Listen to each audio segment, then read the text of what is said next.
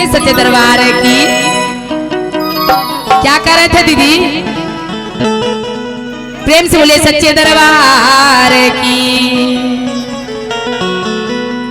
अरे दूर है बाबा के नगरिया, तेरी मेरी डगरिया, सब मिली चली है बमजी, कट जाई डगरिया।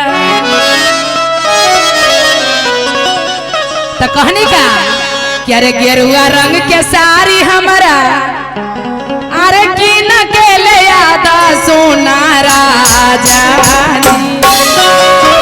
तनी हाथ उठा के दीदी, अरे सोना राजा तो हमारा देवा घर घुमाता सोना राजा जी।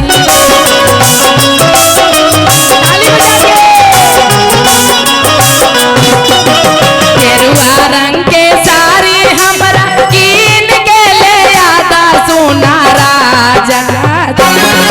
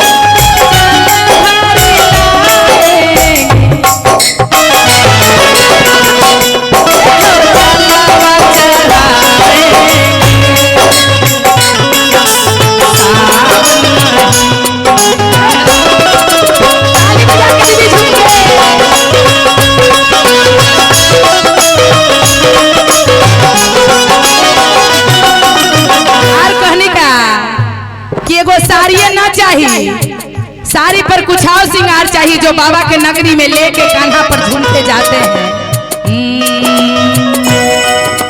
हरियर हरियर बसवा के राता पर बनाई दा सोना राजा जी।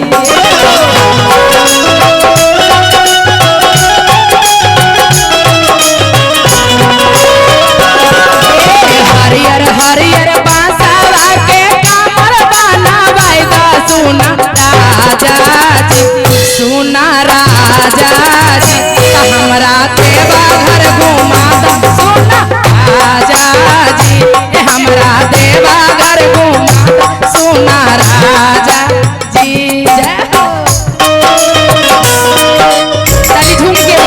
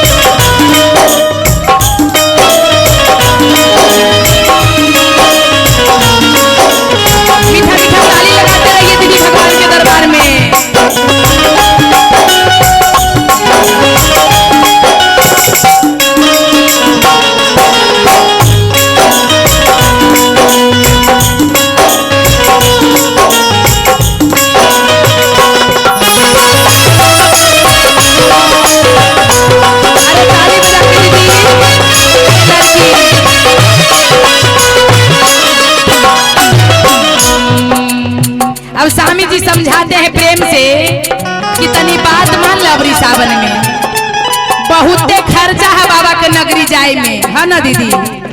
वहाँ जाएगा ना स्नान भी करवा तो 5 रुपया चाहिए, है ना?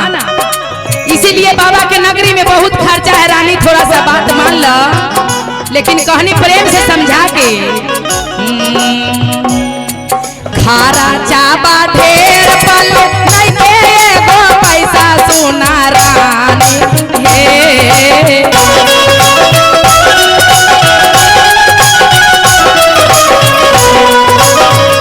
खारा चाबा ढेर पल नहीं के एगो पैसा सुना रानी त कैसे देवा घर घूमैयो सुना रानी हे कैसे तारा सन करैयो सुना रानी जय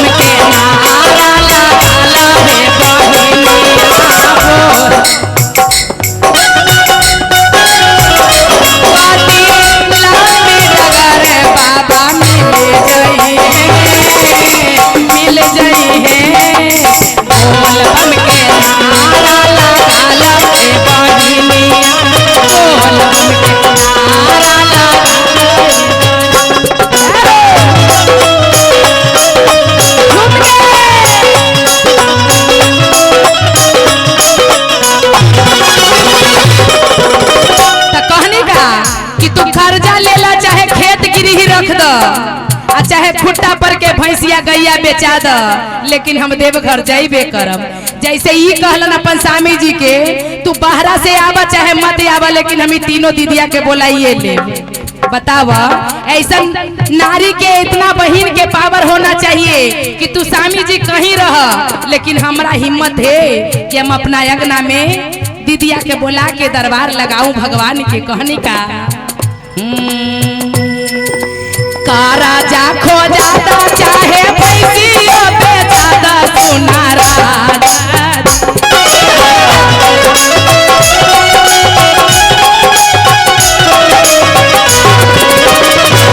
खेताबों पे ज्यादा चाहे खराबों गिरादा सुना राजा। हे राजा जी चाहे घरों गिरवी में रख द लेकिन हम नहीं मानबो त सोना राजा हमरा देवा घर घुमा सुना राजा हमरा देवा घर घुमा सुना राजा। बोलबा में किनारा है सब मिल के बोलना है बोलबा में किनारा है बाबा एक सहारा है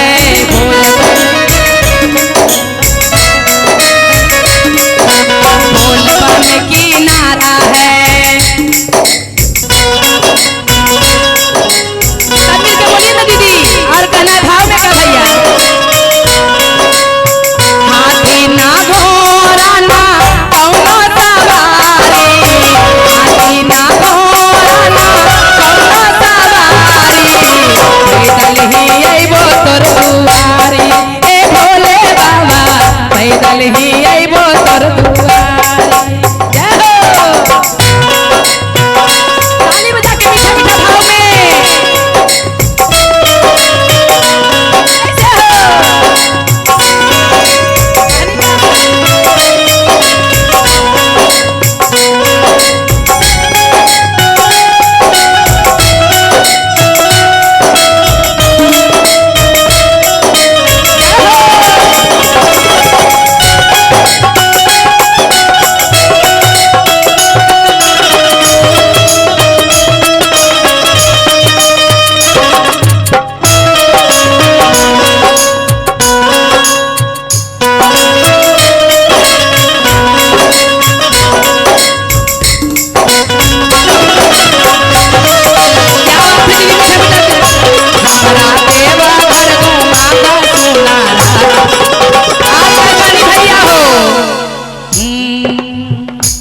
अरे बाबूजी ना तोहारा देला खुदती लकवा सोना रानी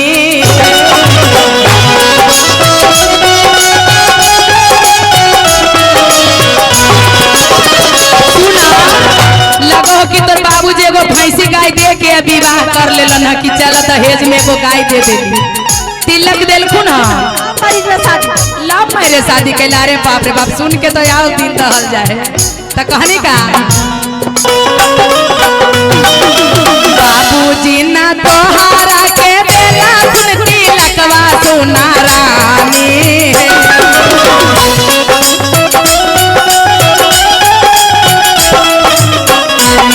कैसे देवा घर घुमाइयो सोना रानी। कैसे जाइबो कैसे तारा सन करइयो सोना रानी।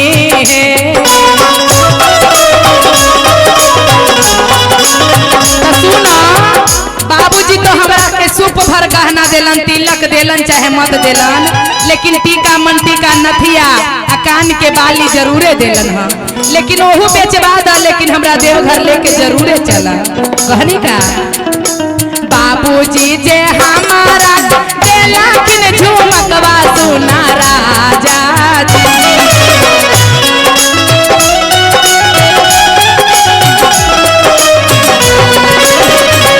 बाबूजी जे हमारा के देला किन चायनवा सोना राजा सोना राजा।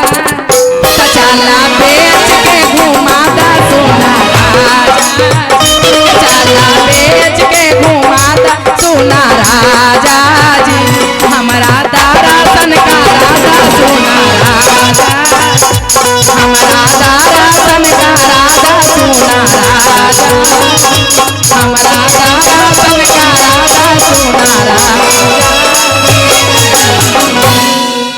ता हमारा दारा सन का राधा सोना राजा। बोलिए शंकर भगवान की, सच्चे दरबार की, हर हर महादेव की।